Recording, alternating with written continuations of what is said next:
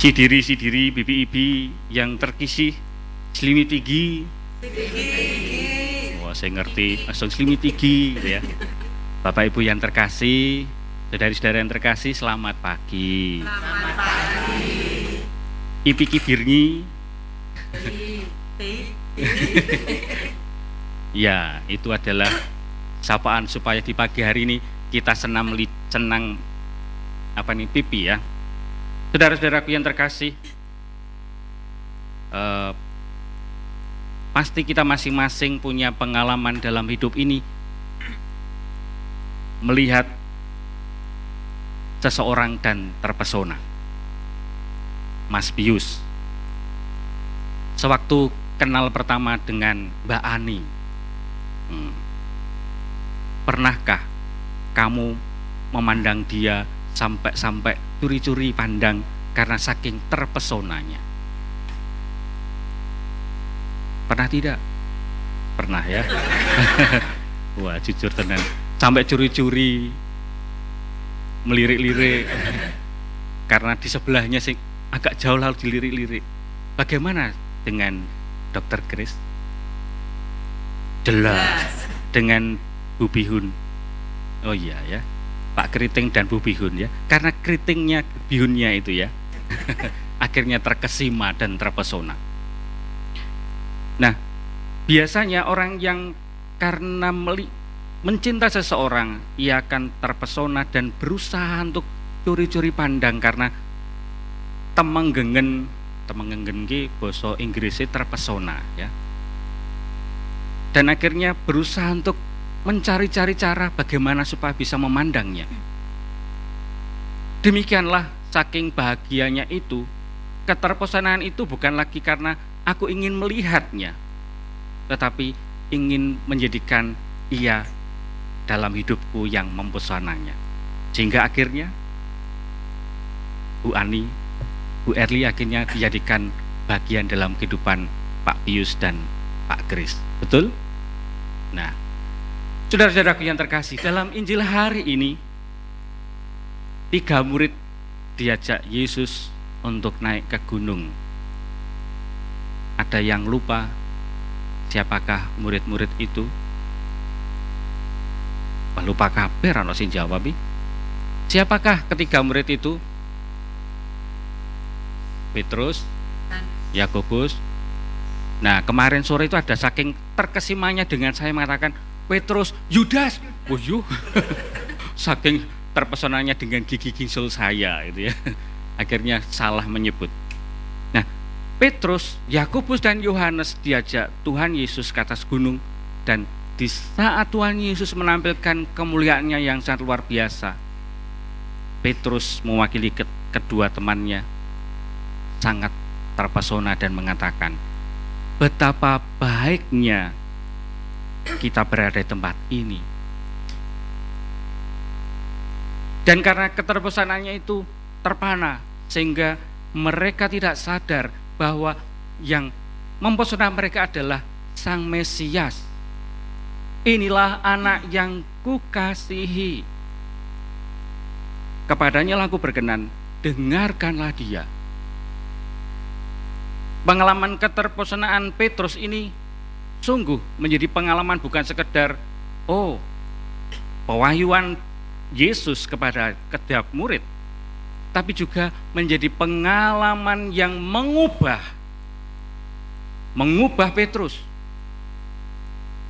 Petrus adalah murid yang dipilih pertama-tama, namun juga murid yang pertama pula yang menyangkal Tuhan Yesus.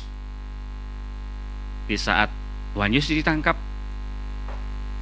ada orang-orang bertanya kepada dia, "Oh, ini muridnya dia." "Oh, tidak, aku nggak kenal dia." Pura-pura tidak kenal. "Siapa ya?" Tetapi perubahan sungguh luar biasa. Ia ingat penampakan kemuliaan Tuhan Yesus.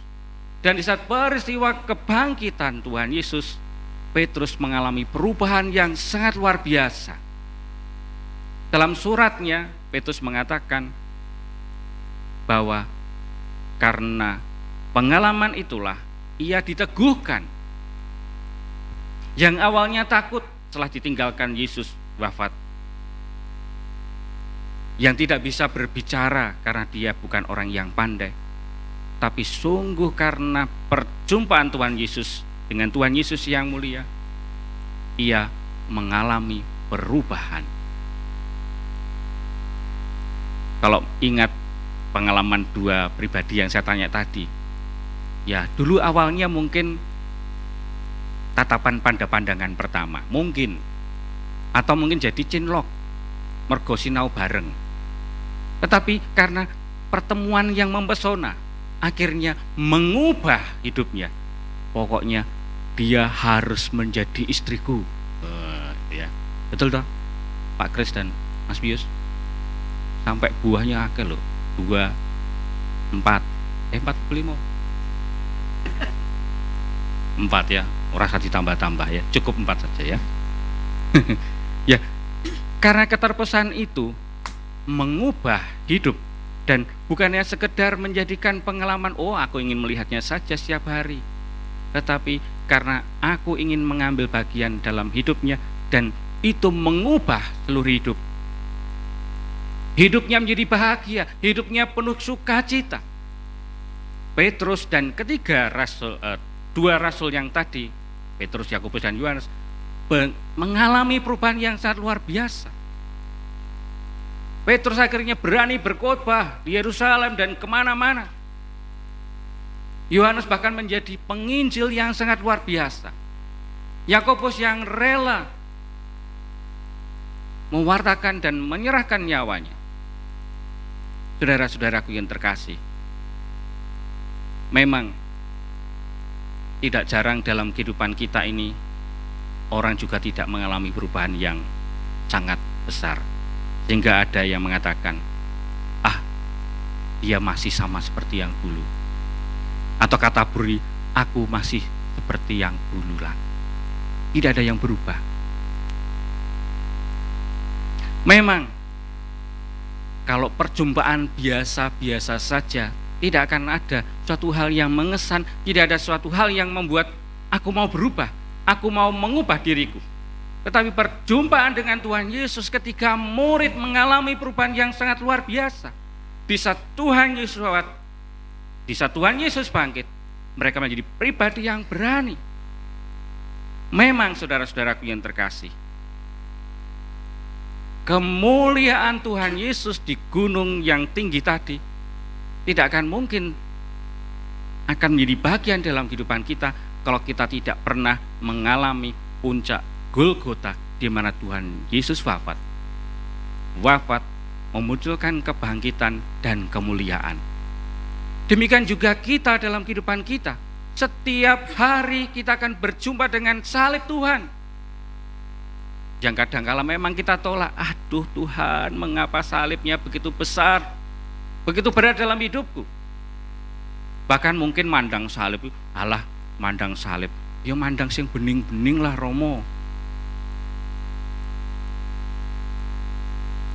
Namun di saat kita berjumpa dengan Tuhan Yesus yang tersalib, ingat Tuhan Yesus merentangkan tangannya, mengundang kita untuk direngkuh dalam kerahimannya dan kasihnya. Dalam rengkuhannya kita diubah, kita ditemani, kita disertai. Mengapa Petrus, mengapa Yohanes, mengapa Yakobus berani?